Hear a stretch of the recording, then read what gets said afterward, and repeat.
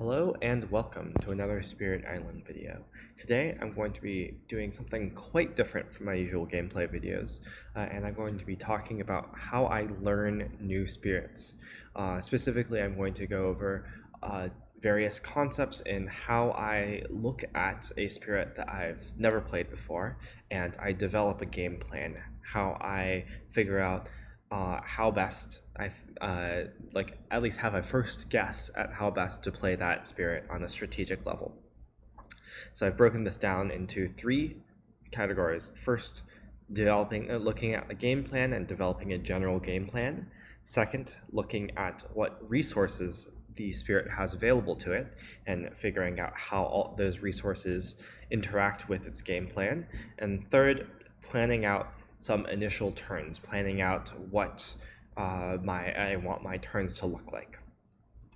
So throughout this, I'm going to be using some various NI example spirits, because those are the new ones that people are more likely to not have played before. And I'm just gonna give some examples of what are things that stand out to me. So first, game plan. What the most important thing I think is to understand what the general game plan of a spirit is, both early, late, and what it's doing with its innates. Right.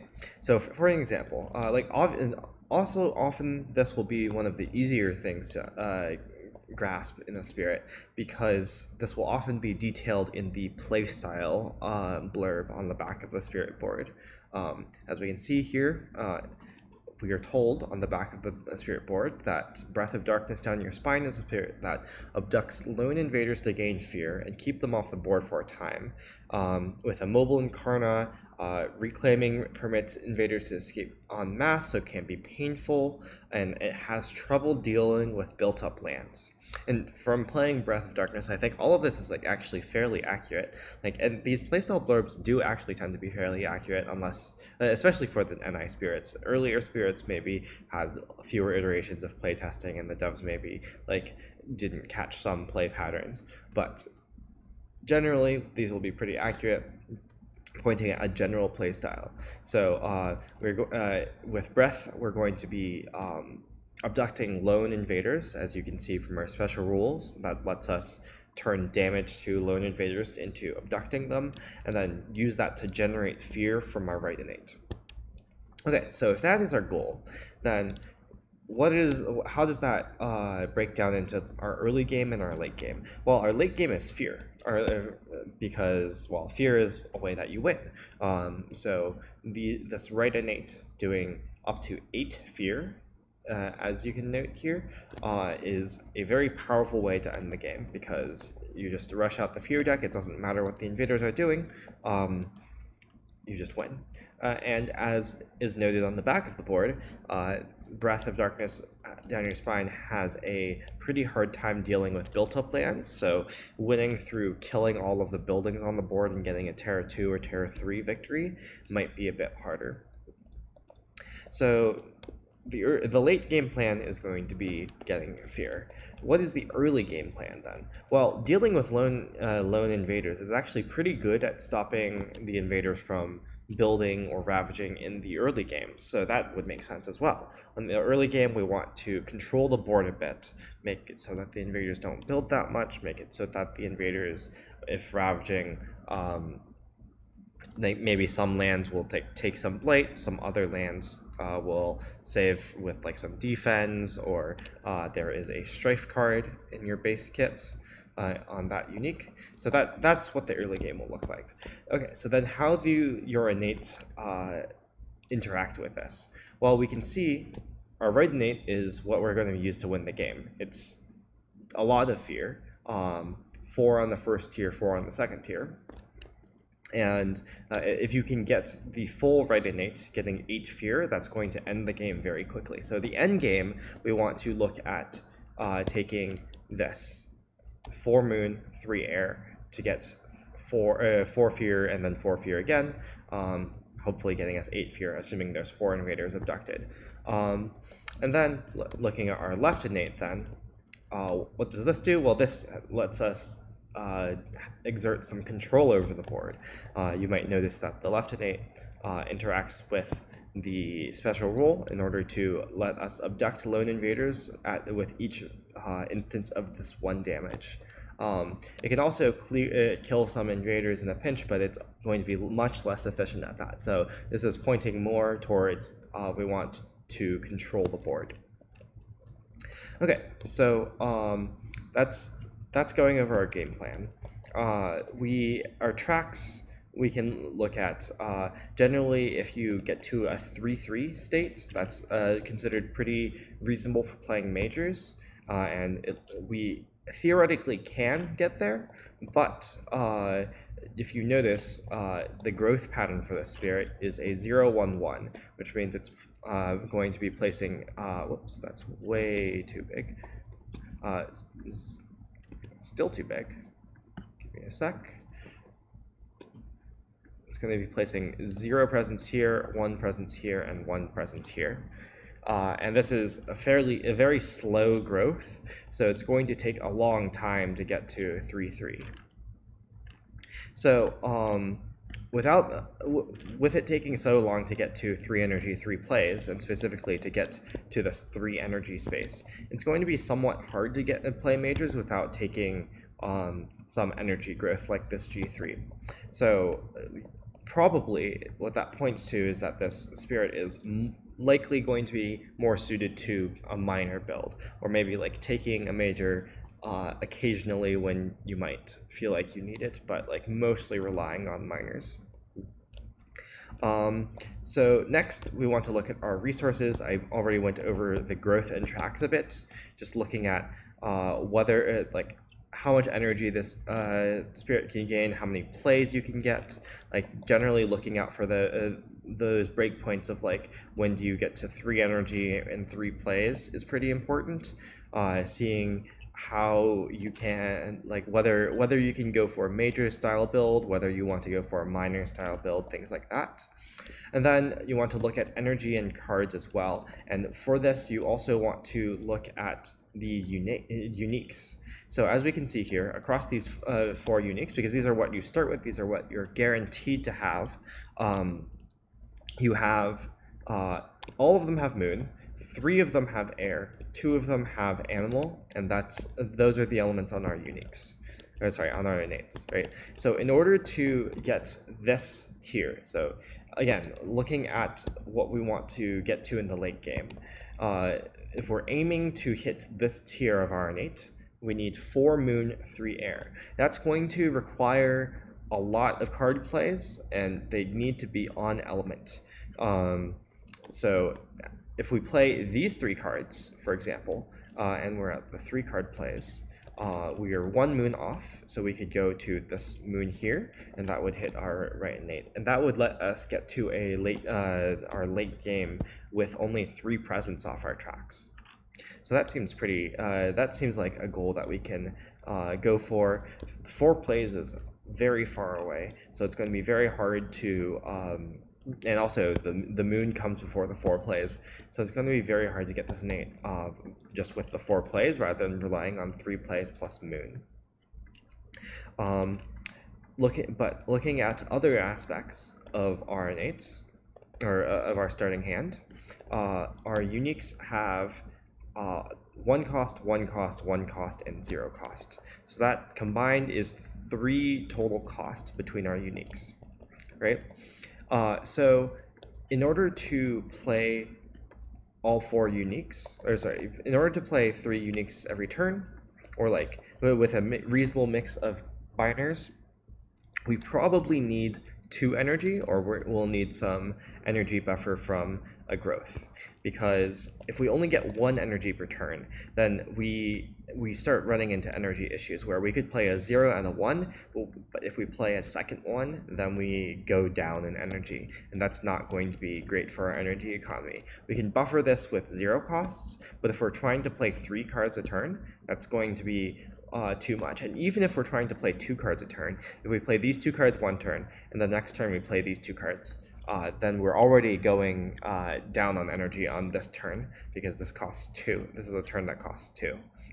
So So basically, one conclusion you can draw from this is, since you want to go for this 4-3 late game, you probably want these 3 plays in this moon, and then since your starting uniques cost 3 total, splitting into 1-1-0-1, you probably need at least 2 energy in order to be able to afford playing these consistently without being hampered on your energy econ. And if you get 0 cost miners, probably you'll have some leftover energy. If you get 1 cost miners, you might need a bit of energy buffer from an energy growth. That's generally how things break down. So we're looking at a build that looks like this, or maybe like this.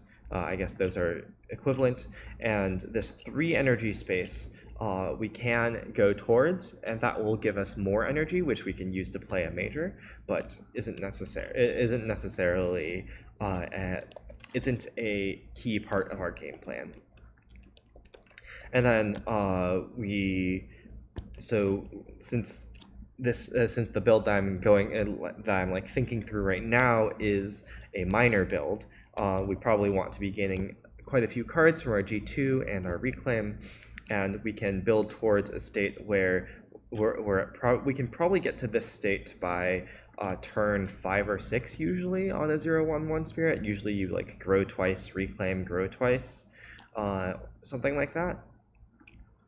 And just like having experience with how just having a lot of experience with like how various growth patterns can play out like helps a lot with like being able to like understand these patterns, being able to figure out how various things interact with each other. So I talked a lot about energy economy here with having a 3 cost hand. So that meaning we probably want like at least 2 energy. But another thing to keep in mind is card economy. So while energy economy tells you like how far you want to go down the energy track, combined with like whether you're going minors or majors generally, or like a mixed strategy, card economy is very important for figuring out how often you want to reclaim. And one key thing about this spirit is that as a 0-1-1, the reclaim is actually quite punishing. Like, and as you can see on the back, it even refers to that, because you're not growing on reclaim, and that can cost quite a lot if you reclaim very often. It's hard to get into reclaim loops because you're not growing. So then if we want to minimize reclaiming, then we need to make good use of our card economy. Make sure that we have enough cards in hand every turn. So if we're playing, so most spirits will start out at like 1 or 2 plays and have a very accessible 2 card plays. Like 2 card plays at the start is very common. And also most spirits will have a power card gain growth. So you can gain a power card and then play 2 cards, and you go down 1 card in hand because you gain 1, play 2. And then once you get to 3 plays, then you start getting to the point where you're going down 2 cards per hand, and 2 cards per turn, and that eats away at your card economy quite a lot. In addition to that, you usually can't actually take a power card every single turn on spirits, with some exceptions. Most spirits will also have like an energy growth option, which you might need to take to buffer your energy a bit, especially if you're getting 1 cost minors or if you're going majors. So you need to factor that in as well. Also, sometimes there will be other weirder growth options, like for example, Downpour's place 2 presence, discard 2 cards, get 2 water growth option on G2. But those you should like look at more on a case-to-case basis. So if we're planning out our early turns, and now I'm getting into this third category here. So what is important in our early turns? Well, the thing that's important in the early turns is hitting this left innate, and hitting the first tier is like fairly easy. All of our cards have moon, so we're probably going to hit it as long as we play an animal card. And if we play on the first turn, play these 2 cards, and then on the second turn, play these 2 cards, for example, or in some other combination, then that hits the first tier of this innate. pretty easily.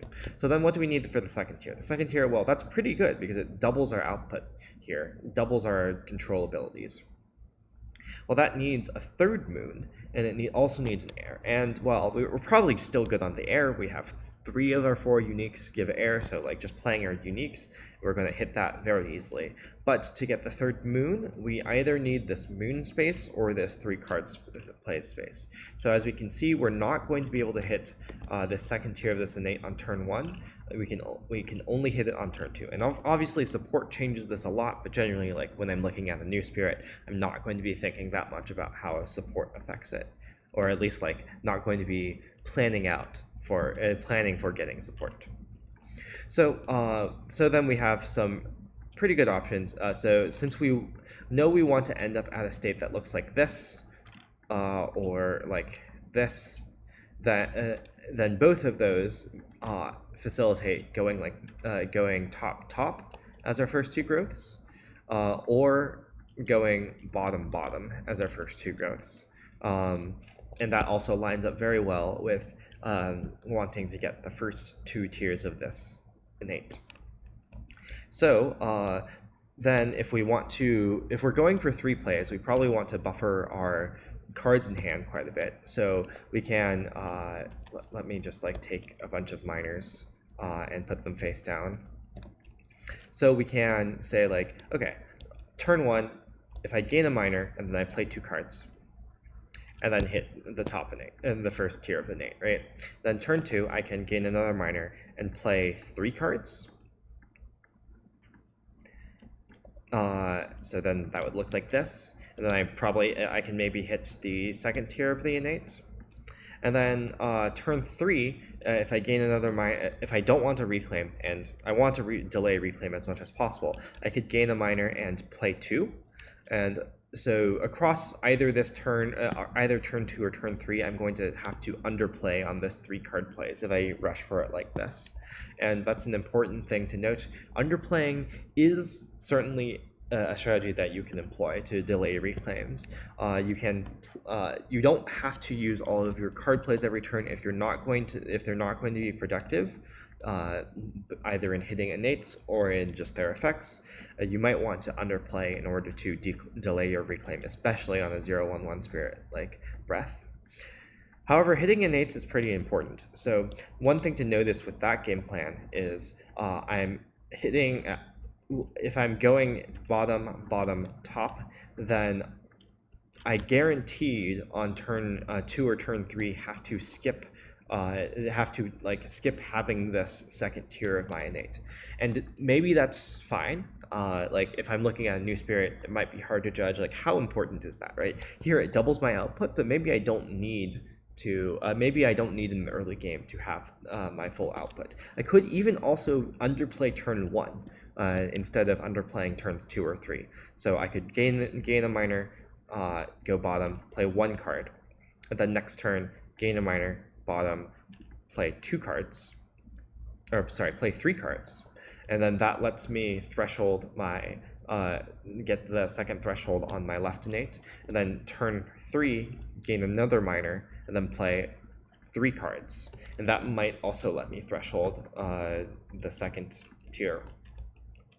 So yeah, always keep in mind like underplaying can be very powerful for hitting innates on key turns. Like maybe the first tier is not that impactful on turn 1, like maybe it's a defense innate.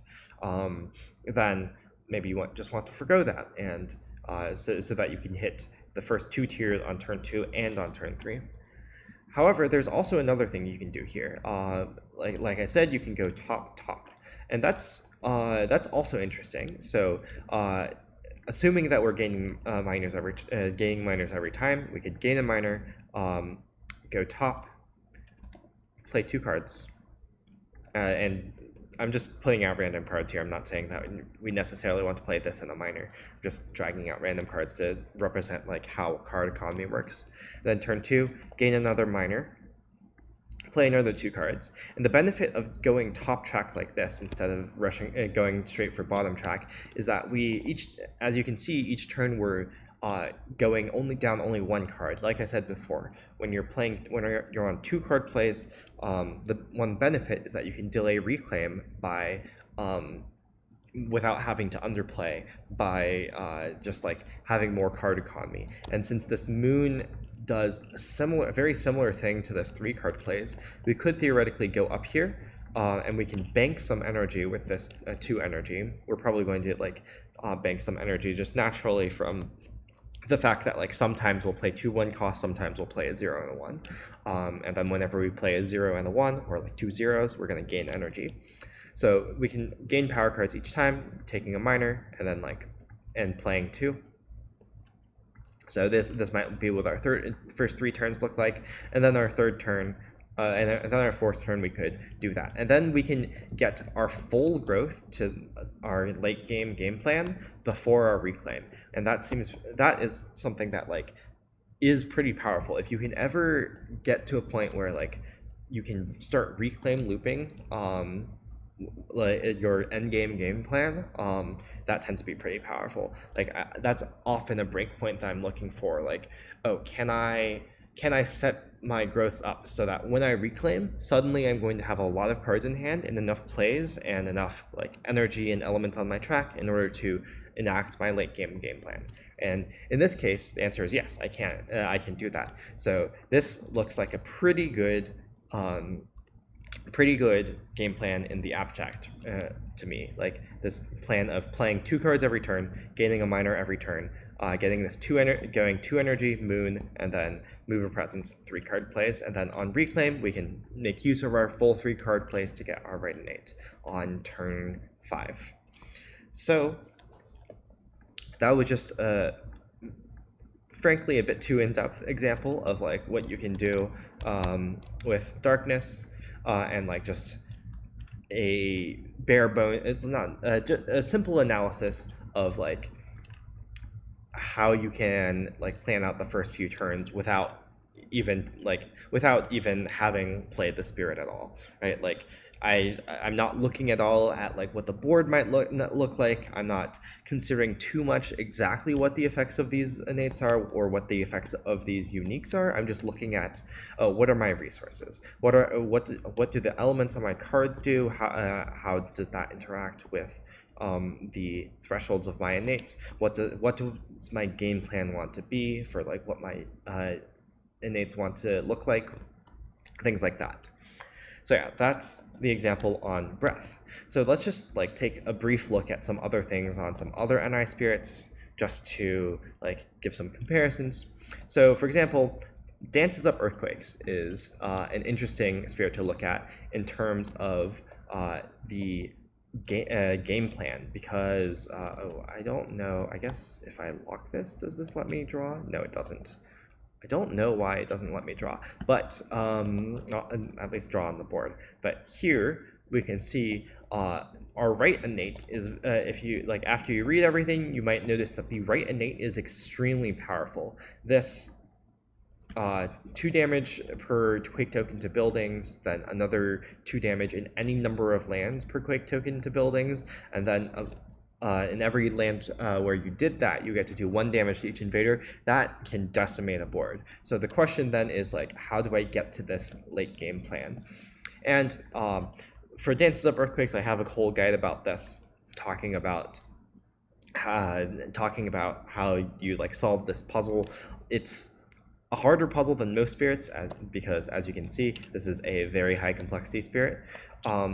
But like again, it just came from me going, okay, what are my resources? What is my goal? How am I managing like card resources, card economy resources, and energy resources? Just fiddling with various things, trying various things, like just planning out turns, seeing if they work, things like that.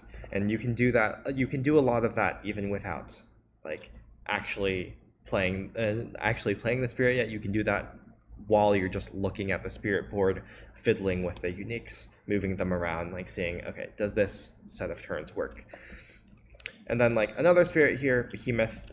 This is also of note. This Earthquake is a 1/1/1 growth pattern, which is one of the easiest growth patterns to understand because you just know every single turn you're going to be placing a presence. Technically, this Earthquakes can forgo placing a presence on Reclaimed in order to gain a major, but mostly it's a 1/1/1 spirit. And then Behemoth here is a 0/2/1 spirit, which tends to be one of the most interesting and difficult like puzzles to figure out with regards to how you should grow. So if I move this presence over here, let's like lock that so it doesn't move. Okay. So with a 0/2/1 spirit, right, you have a lot of options, right? Where you can go on turn 1, you can grow in one top bottom, or bottom. That's already 3 ways. Or you could take your G3 and grow just bottom or just top, and that's just a lot of choice.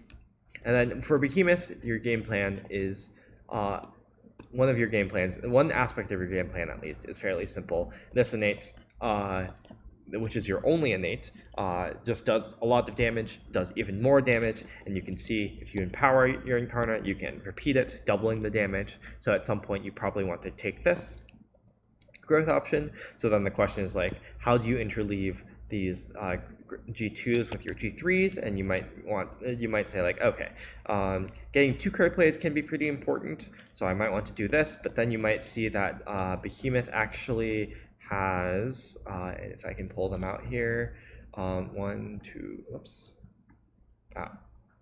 I'm very bad at pulling those out. Give me a sec.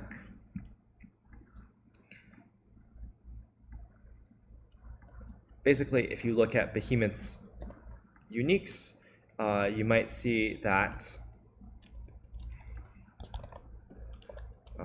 nope, that's not what I wanted. I want to flip them over. Yeah, you might see that they cost 5 total. And 5, so generally, like if you're thinking about like across 4 uniques costing 5, that means like on average they will cost more than 1.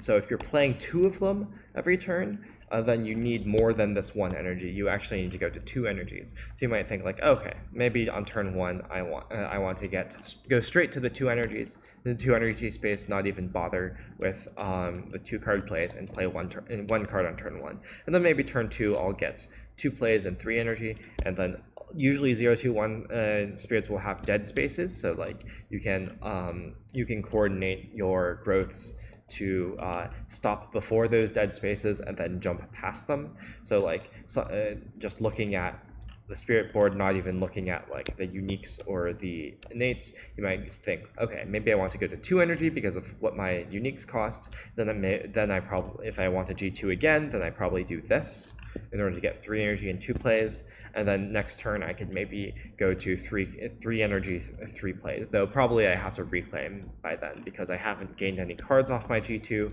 So going to 2 energy and 3 plays, I'll have 1 card left. Or I might want to take my G3 in order to gain a card. So I could go like this, and then like get this earth or get this 2 plays along with this in order to gain a card. Though notably, this one's interesting because it doesn't actually go up cards because you have to discard a power card with fire, unless you have no power cards with fire in your hand, but all your uniques start with fire. But that's an interesting aspect of Behemoth.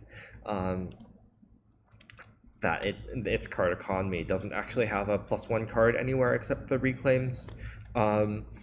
So yeah, that's just an example of a 0/2/1 spirit, some considerations you might have.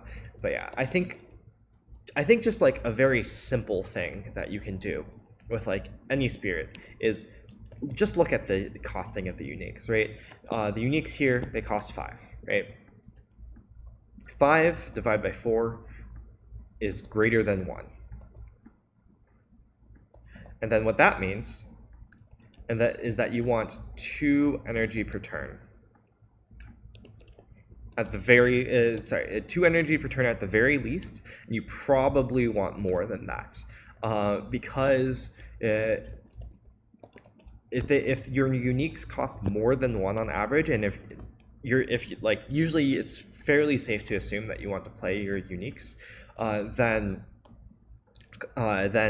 if you're playing two per turn, and they cost more than one on average, though obviously like you also need to check like how many uniques am I playing every turn, right? Like maybe I'm only playing one card per turn, maybe I'm playing 3 cards per turn, and that might change this calculation. But if I'm playing 2 cards per turn that each cost an average of 1 energy, then I want at least 2 energy in order to afford that at all, and probably a bit more, otherwise I get a bit of energy deficit, or I'll need to like where I'll need to take an energy growth where I might not want to, and like if I get a bit more than that, I can start stockpiling energy, which can let me like have more flexibility on various turns, or let me gain majors on various turns and play them.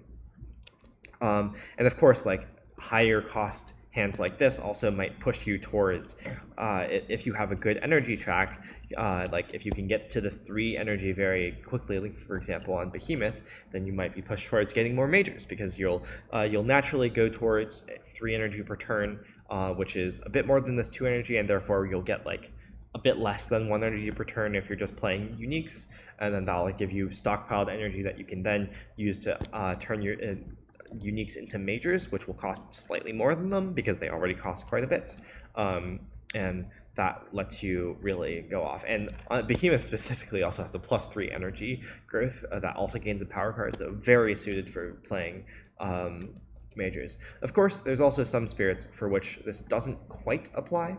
For example, lightning, because lightning, and like obviously you're going to have to look at the board, and I think lightning is a pretty good example of where you want to look at the board and decide if you're actually going to be playing all your uniques every turn. Sorry, not every turn, but like every cycle of reclaiming. So for example, on lightning here, right? Your energy track, you're a 0-1 spirit, but your energy track is kind of anemic, especially compared to your plays track, right? 2, 3, 4, 5, 6 is a very impressive plays track on a 0-1 spirit. You can just get to 6 plays on turn 2 if you want, but obviously you don't have the energy for that, and you also don't have the cards for that. But like if you look at the average cost of this hand, that it's 6 for the total cost, divided by 4 is 1.5, right?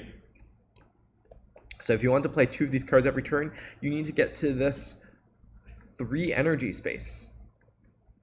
3 energy is so much energy to get, like it's so far down this energy track, right? It's as far down as the 6 plays. You have to commit so many resources to that. So the next thing you might notice about this starting hand is that Raging Storm is not a very good card. For 3 cost, 1 damage to each invader just isn't very good. They've done a good job of like balancing uniques more recently, like lightning is one of the first spirits they made, but like more recently you won't really have this kind of issue where like one unique is just completely unplayable, but on lightning this is true. So if Raging Storm is like just really, really bad on lightning, then suddenly you're looking at uniques that cost 3 total, and then divided by 3 is 1 on average, and that's a lot more doable. You can then get down to your 2 plays right here. Sorry, not 2 plays, 2 energy right here, and that's a full G2 sooner. And with that, like when you gain cards, you can also like take 0 costs that lower this down. You can note that there's energy on reclaim, and you could take G3 for energy, though like your G2 is very valuable with like going down this plays track and getting past these energy dead spaces. So yeah, so just looking at this, right, you can like plan out like, okay, am I actually playing out all my uniques? Probably not on lightning. And you can just get these impressions like very quickly from just looking at how much do my uniques cost, how much energy does that mean I need for like how does that what does that imply for like how much energy I need and how many plays I want to go to. So yeah, I think that's basically everything. I guess to touch a bit more on banking energy, sometimes you might want to, like for example, on Behemoth, one thing you can do is go like G2 like this, and then G3 like this, and then G2 like this again. And then each time you're only playing one card, and with so much energy income, you're probably going to have like 4 or 5 energy left at the end of this. And with that, you can then maybe like reclaim, and then just play a lot of majors. That can be very powerful if you can bank energy like that. Like especially with something like Behemoth's top track here, where you get elements on your top track as well. That can mean that you don't really need card plays to get your innates, right? Like if you get to this fire, a 2 energy fire on Behemoth's track, right? You only need a fire earth card in order to get the first tier of your innate, and that's 2 damage. Like the next tier is only 1 more damage than that, so it's not doesn't seem that much more important. And after that, it's another only 1 damage. So like each of these the second and third tier are such small upgrades that it's pretty reasonable to think like, oh, okay, maybe I just want the first tier. And if I do that, then okay, well, I'm stuck on 1 play, but if I'm just playing a major every turn, that's pretty good still. That lets me keep up with the adversary pretty well. Sometimes like you just want to play a major instead of playing like 2 or 3 minors, if that's what your spirit wants to do. But yeah, so that's basically everything that I wanted to go over. A bit of a different video than usual. I hope this was useful. Mostly I've been like playtesting a lot of custom spirits lately, and a lot of them I feel like have very obvious issues that from just how their resources work, that you can like just look at the cost of the uniques, look at like what the tracks look like, and you can tell pretty quickly like does this seem reasonable, is that like what does the game plan look like. And sometimes I think like people aren't necessarily doing that, when like it can be such a powerful way to figure out like, okay, what do I want to do with the spirit? What's a good baseline? And maybe sometimes you'll be wrong, right? Like maybe the build I described where you go top, bottom on breath is not as good as going top and empowering your Incarna. I haven't tried that build as much. I haven't played breath. I haven't looked at breath too much in depth, but like especially if you're looking at spirit the first time, like it's very unclear how much this empowering Karna is worth, right? Like you get to abduct an extra thing every turn. That's kind of like an extra innate level of your left innate, but like it's hard to tell without like playing games. So playing games is definitely very valuable. I'm just trying to describe a way in which you can like get a lot of information just by looking at your uniques, your innates, and your tracks. So yeah, thank you all for watching, and I'll see you in the next video.